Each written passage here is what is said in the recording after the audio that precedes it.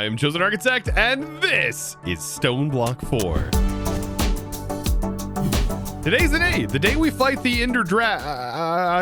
chicken. And perfect timing too, especially after getting all of our chickens sort of up and running recently. Now, just to sort of recap, we have talked to the Echo of the Catalyst, and, well, the Echo did say that we need to get our hands on a dragon egg, and there might be something dangerous lurking that we could potentially get the dragon egg from. And it leads us into our quest right here where it says taking candy from a baby.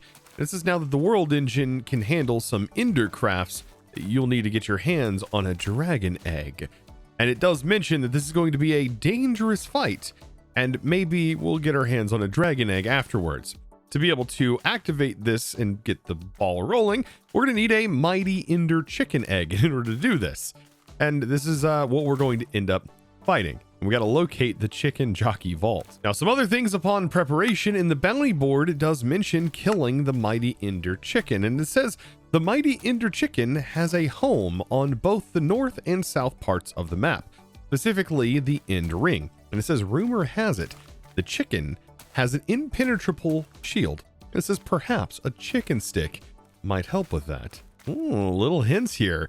And also references to Stoneblock 2, which also had a chicken, an Ender chicken, and a chaos chicken, both which you had to, I believe, break the shield with a chicken stick. That was very classic. Man, and that mod pack, I mean, that's been on my like #1 mod pack list for a very long time. It's still definitely within the top 5 favorite mod packs. So yeah, today's plans, essentially we need to take out this chicken, and then we need to, well, upgrade and be able to place in some of these Enderium blocks that we are going to be able to, I guess, make after we get this chicken up and rolling. But after we're done with that, I do have a big plan. I want to move my AE system to a more centralized position and also get started with some autocrafting, which I think I want to put in the walls right here up on this level, which I think would look really good, and also have an AE chandelier sort of setup coming from the ceiling with a bunch of cables. Since we have so many channels available to us, I think using extended AE is going to be amazing in this pack. Okay, before I get too carried away, let's actually craft the mighty chicken egg. I have everything. The dark matter you can actually loot, or you can actually craft this up. But yeah, I do want to make my dimensional shards. I could sift for this stuff though. As I have mentioned before, it's just some endstone, and we actually have an endstone chicken now. I mean, it's a pretty low chance being only 5% drop rate here. And dimensional shards, I mean, they're mostly used for crafting things with RF tools and all of the advanced stuff, but its major purpose is technically in the machine infuser, which just helps reduce the cost of RF tools machines. And they can also boost the power if you're actually using RF tools as a wireless power system. And enough of me blabbering, let's go ahead and make that mighty Ender chicken. Look at that. Perfect. Okay. So we have that material that is needed, and now we just need to locate the vault. So we actually get 2 compasses, a north, and we also get a southern compass. So I am going to go ahead and take both. That way I can have both of them inside of my system. You can see I'm sort of collecting these things over here, but I think what I'm going to go for is the northern locator, considering I think this is the furthest out that we have gone, is in the northern direction. Now, it's at this point I'm questioning myself. Am I geared up enough for this chicken? I think I have just about everything I could need. I have a shield, which is very helpful for blocking attacks. I have all of my gear set with max protection, and I should be able to resist most attacks. And we have a sword with Divine Smite on it, which deals really, really nice damage. I mean, if I could do anything, it would be maybe equip more gems if I have now acquired more gems. I have a couple of them. We should probably put them on at least something. And I think with that equipped, I mean, we are just about ready to go. I'm going to take my roller skates. I'm not actually going to wear these in the battle, but we can go ahead and dash our way. It just goes so fast. Like, we can travel so fast out here. And I think we're actually really close to being where we want to be. Just in our last journey, we did make it all the way out to the end area. Also, by the way, once we complete this, our ascent level will get all the way up into Pinnacle. And we should start then receiving a lot harder bosses that should be spawning. And I say harder in quotations kind of because I still think we're going to be able to destroy them like effortlessly. Ooh, we're almost there, but I did see this fella just spawn. I have no idea. I mean, 151 health and we just one-shot him. So, I mean, I think we're doing all right. I think I'm feeling strong. And so after teleporting, oh boy, this place is so cool looking. All right. So we have like a WWE style ring here in the center. Oh boy. And we're gonna come out of here like we're like Ric Flair. I'm just trying to think of names like Stone Cold Steve Austin. Those are people that I remember from back in the day. Anyways, we're gonna do. We got our own music. We walk down. We crawl under the ring because we're cool like that. And now we've got to figure out how we summon this thing. Okay. So this is a draconic portal right here, and this would be how you would actually spawn a portal, or how you would set your location destination for the portal. And I'm assuming we start the chicken fight by potentially clicking it there. Oh boy. All right. I mean, I doubt throwing it in here is going to get it to work. So I guess without further ado, let's get chicken fighting. Oh boy. Oh, there it is. Oh, whoa. Okay. Yep. Nope. Oh boy. Shield? Oh, it does have a shield.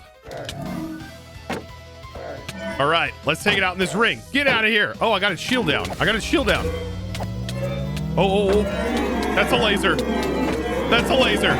Oh, and we just got wrecked on our first try. First try got annihilated. The shield didn't help at all. All right, maybe it won't get us on the next try. I mean, we just got to do back, and try this again. Oh, try and get the stuff. Oh, no. Oh, goodness. All right. Yep. We're healing, but slowly. All right, we are dealing some good damage to the chicken, though. Okay, maybe it's only the first wave that will really get you there. Oh, and I love the music that's playing, too. All right, let's hit it with the chicken stick. Nope.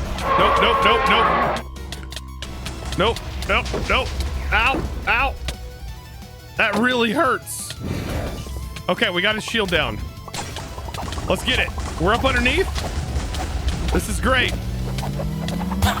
Okay, laser. Just stay underneath the chicken. And I'm just gonna keep swatting. I think we got it. I think we got the chicken though. Oh yeah, I'm just gonna, oh no. Okay. Oh, and we got it. Okay, it was the first laser beam that definitely gets you. Oh boy, and what did we get from that? Okay, so we got ourselves the dragon egg, which we needed, and a blue heart, and some dragon skin. Oh, which is used to make the dragon skin book.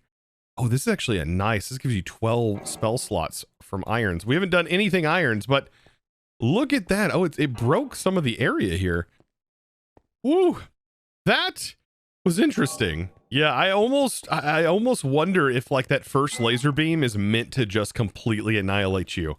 And then maybe all of the other ones are a little less, but that first one is meant to just make you go, oh man, I am not ready. And like, it's definitely, yeah, it's going to kill you. But we could have probably survived it if we had totems of undying. That's just the one thing that I don't have. So if you're doing hardcore runs, probably totem of undying by this point. But perfect. That was the Ender Dragon. Now we can actually activate our pinnacle and we can now go into the highest world tier.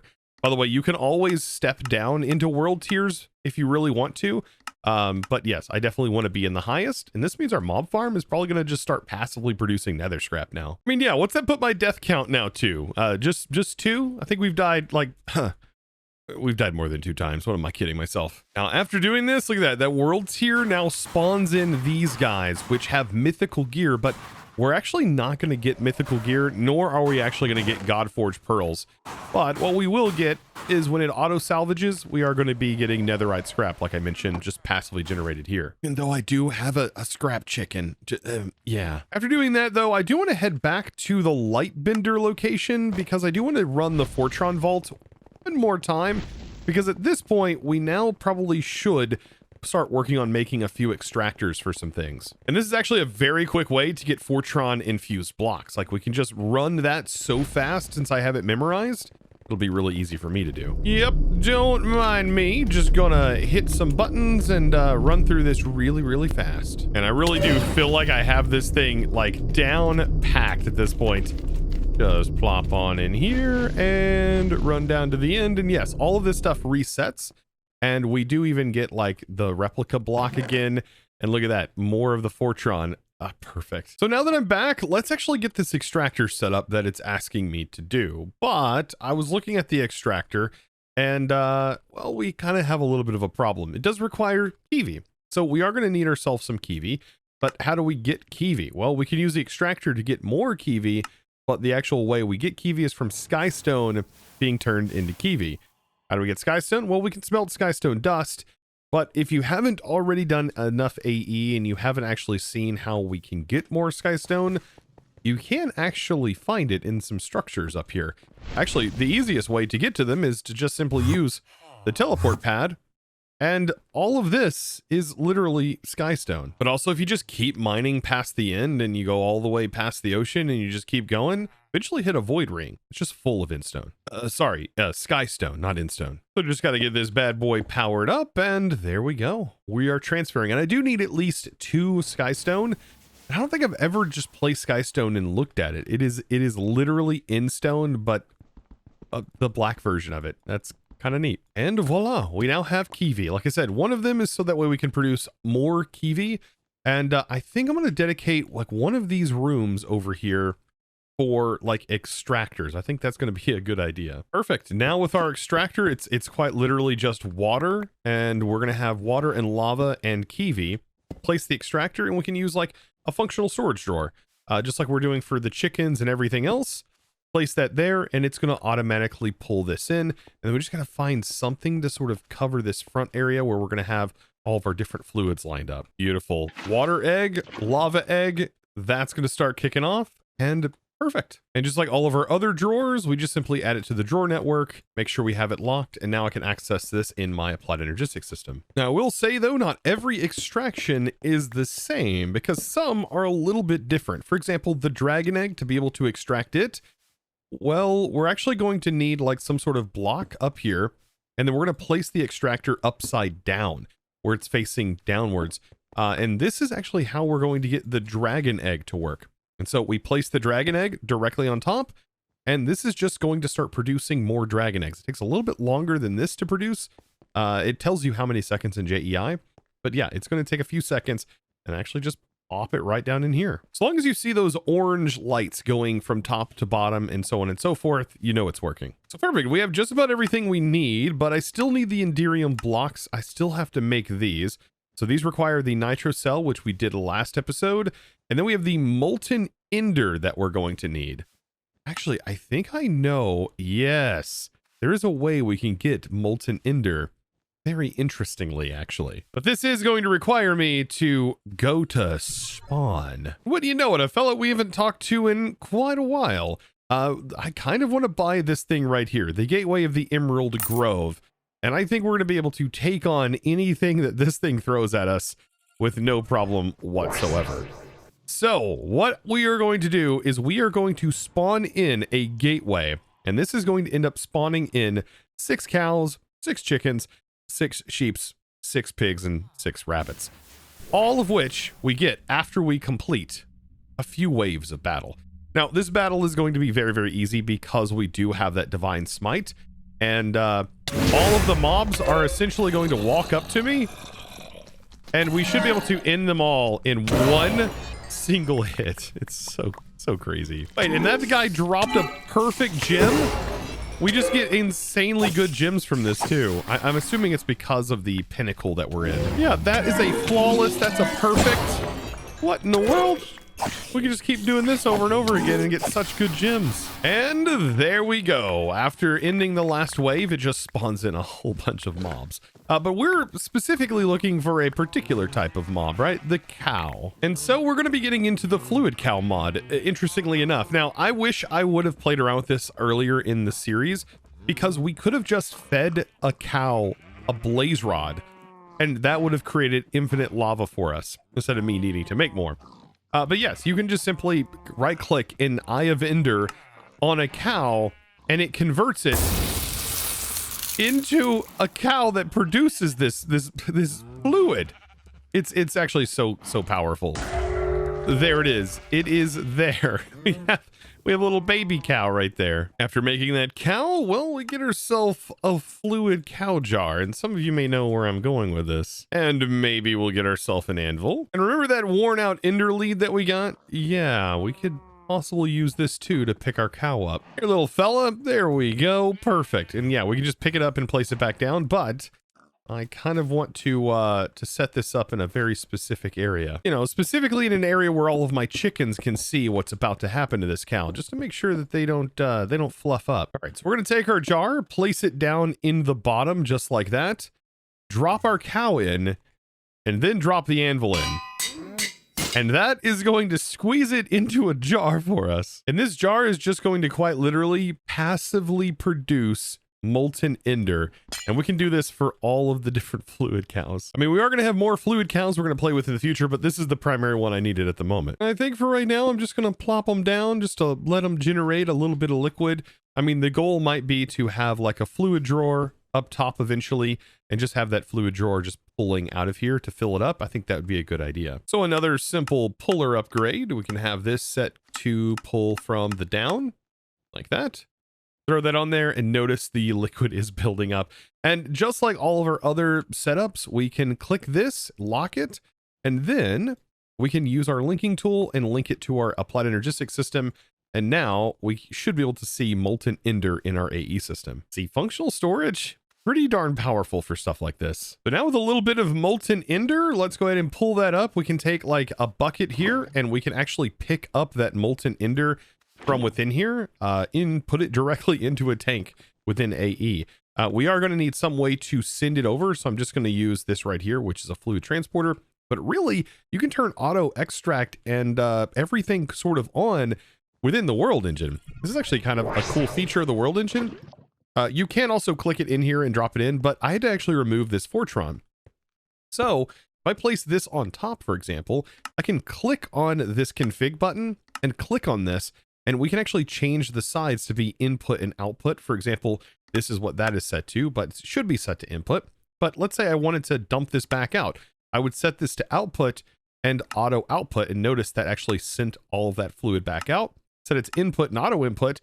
Now all of the ender actually went into the tank. So yeah, you can kind of configure this, and every single individual slot can be configured, which I think is really, really nice. But yeah, let's actually hook this up. We can actually finally use our gate on here to make sure this is receiving power.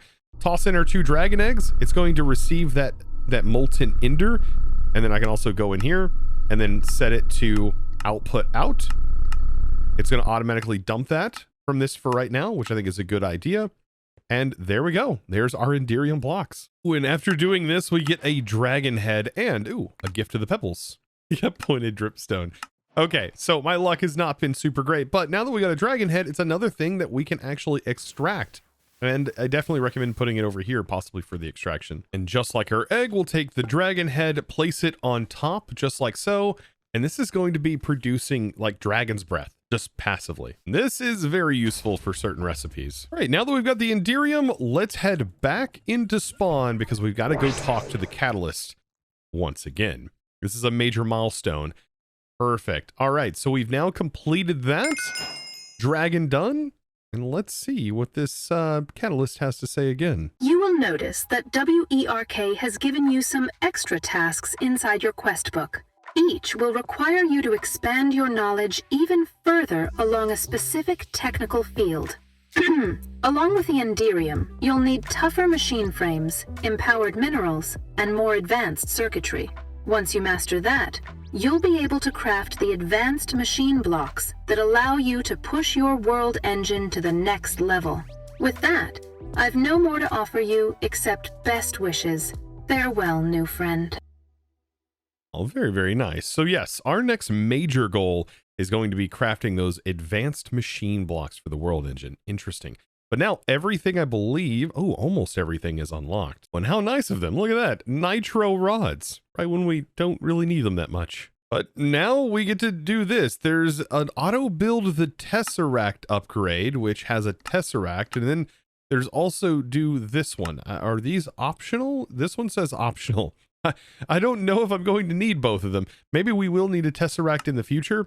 I'm unsure how expensive this is to make. It actually looks very easy to make, but that's not the goal. The goal is actually the Enderium upgrades. So let's submit, and it should teleport us there. Very, very nice.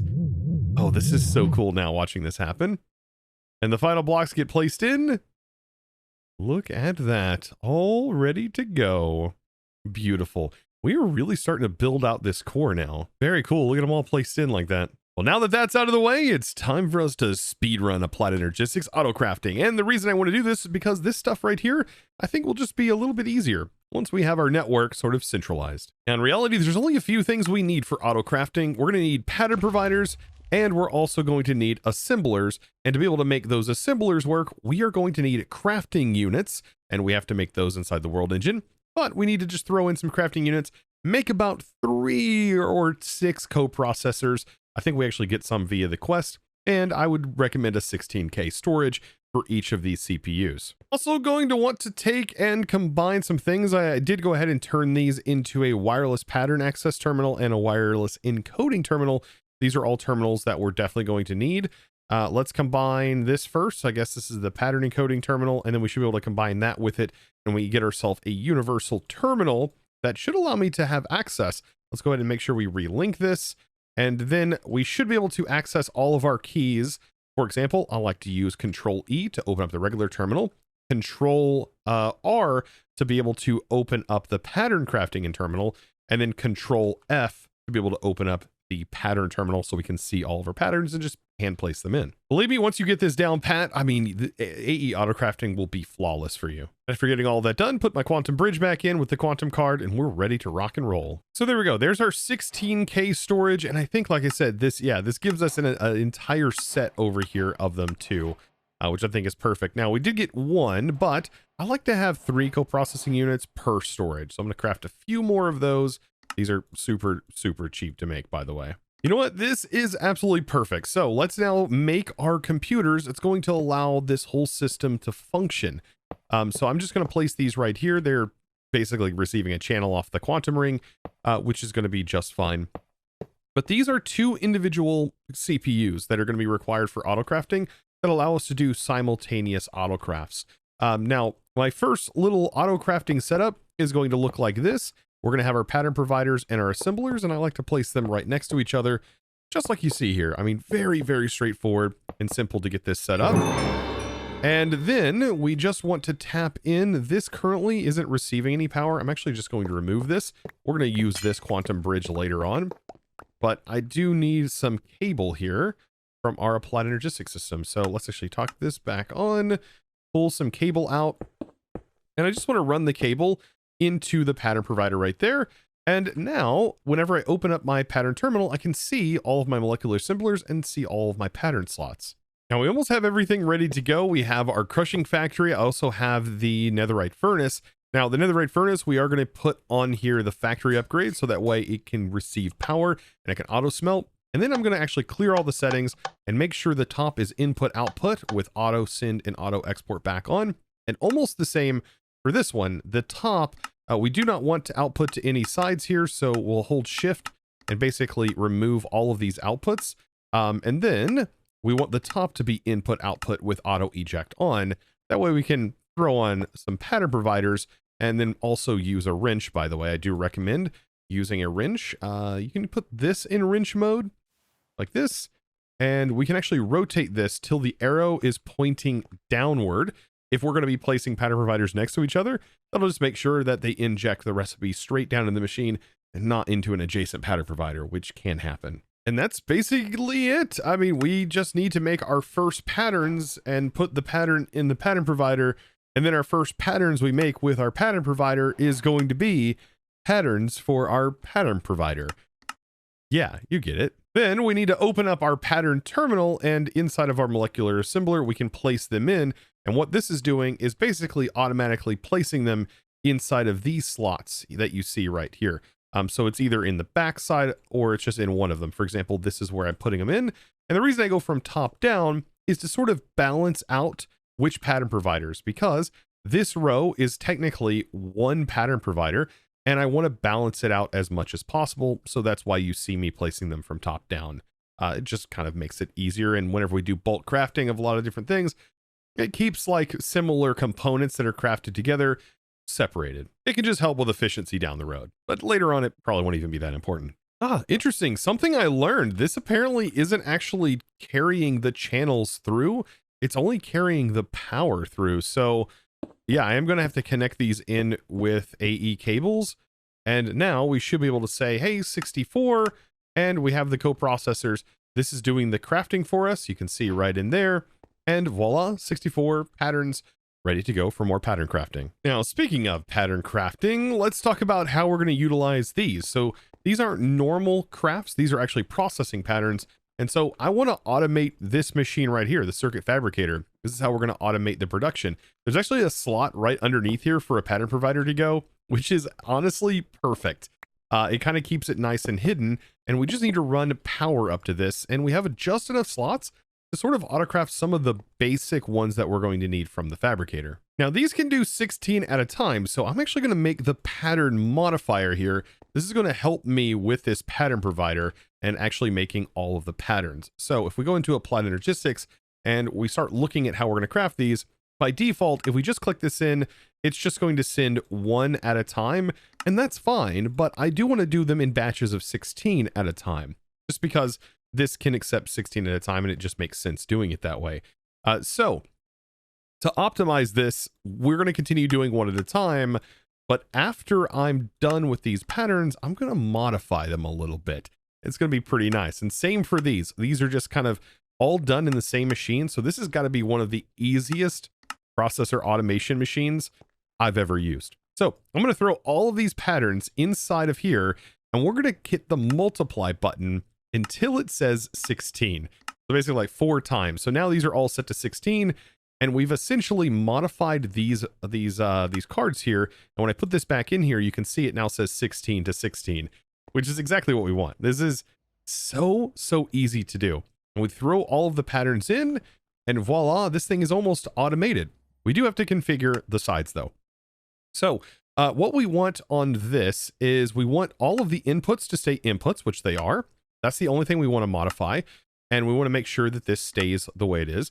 The output is really the only thing we want to change. And we want to make sure that the back is the only part that is allowing it to output. So we can set all sides to none and set this to output and make sure that auto output is enabled. And this will actually auto send the ingredients out of here, which I absolutely love. Perfect. One other thing that I want to do is I want to put this into blocking mode. And outside of that, that's it. Blocking mode is going to make sure that it doesn't send any other recipes when it notices there's a recipe set already inside, which is pretty helpful. Just in case we run out of power or something like that in the machine, it won't back up on us, which is something I want to avoid if I can. Now, to be able to test this out, let's say we want to make some more logic processors. You can use your middle mouse scroll wheel, click it in, and then we can say, I want 30 of these. And then when we do that, we notice it sends all the patterns in, and there is 30 logic processors so fast. I mean, the only other thing I would want is probably the crusher automation. And I'm going to middle mouse click this and set this to 32. So it sends 32 at a time and expects to get 32 out. And that is going to go into the crusher. We use that quite a lot. We have a furnace for anything that we want to automate smelting for. So now this behind me is basically everything I need to be able to make more of the things that I've already made. And we should be able to make this quite quickly. Now, some weird things that we're going to have to get our hands on here is a controller, and this requires an energy processor, which kind of gets us into the applied flux, which allows us to control our power network through our applied energistics system and actually send RF through our AE system, which is pretty cool. But this does require charged redstone crystals. Very, very interesting. We have to charge them much like anything else. And as much as I would love to make a reaction chamber right now, this is actually gated till after we get through all of these next quests. So yeah, we kind of have to wait a little bit to be able to get the reaction chamber, which I would absolutely love right now. But redstone crystals, yes, I am going to make some of this. It's a little bit of fluix, redstone blocks, and glowstone to make this. And oh, how watching this convert is oh so satisfying. Well, when you don't have your magnet on anyways. There we go.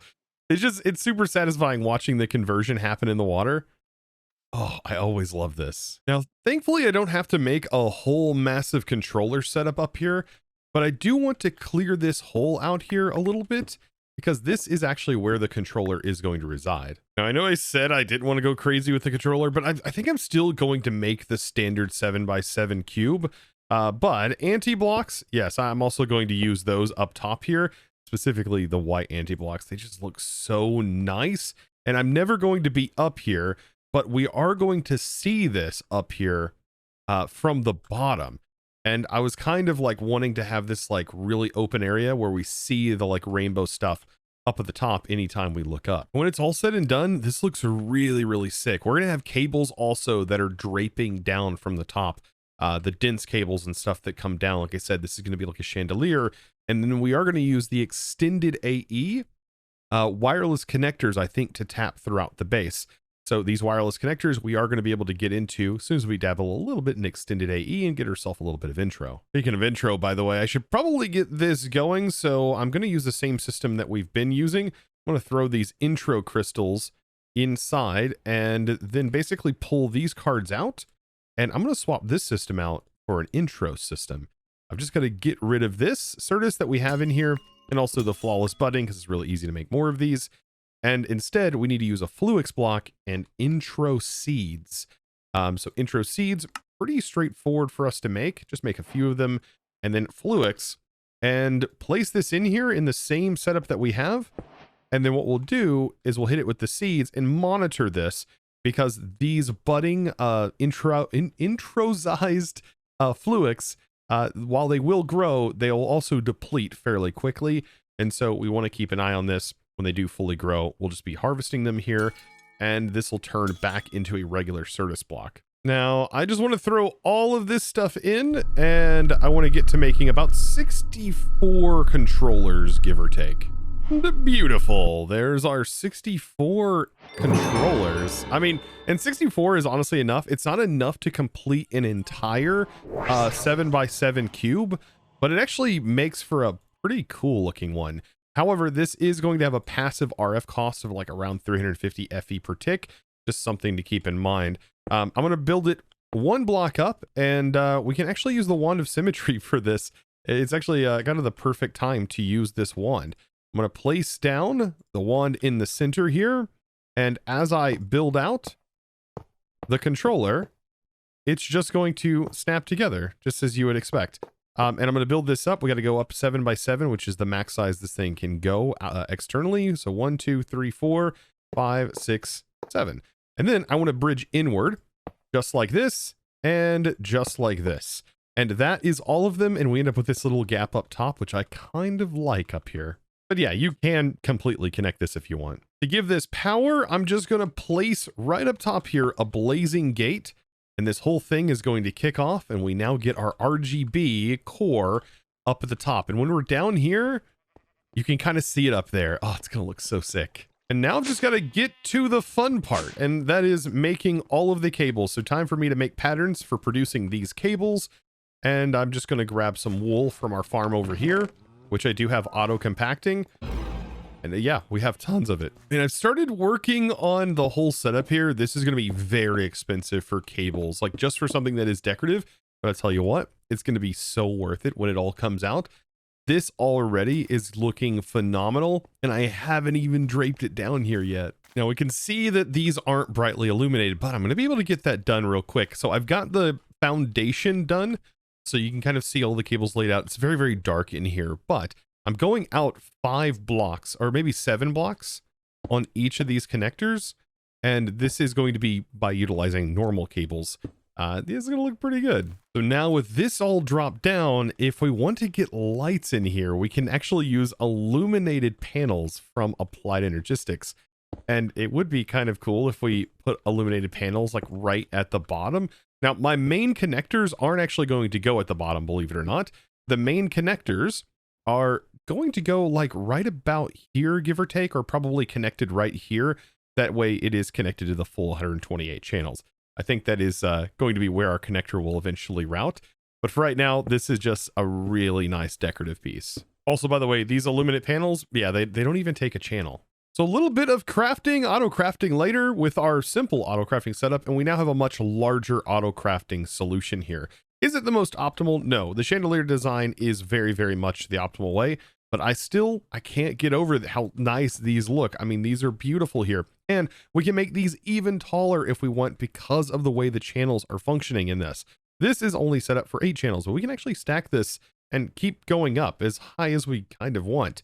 But I still like sticking with at least this size. We may bring these up a little bit taller in the future, but for right now, they're going to get the job done. But I think between the chandelier design and everything else, I mean, this has been a long episode, and I hope you guys enjoyed today's episode. I do plan on getting all of this connected in next episode. We're going to learn a little bit more about how we can use extended AE to the best of our abilities, and this is going to allow us to start expanding our power infrastructure and many other things to come. So if you have enjoyed and you're looking forward to future episodes, well, of course, be sure to click that subscribe button if you haven't already, and give this video, guys, a huge thumbs up. And now, with that being said, it's time to thank the amazing supporter of today's episode. And that amazing thanks, well, that's going to go out to MDD544. Thank you so much for your amazing support and choosing to support me over on the Discord by becoming a Discord premium member and supporting my content in one of the best ways possible. Thank you so very much. And thanks to everyone here for watching. I'll see you in the next one. And yet again, as always, thanks for watching.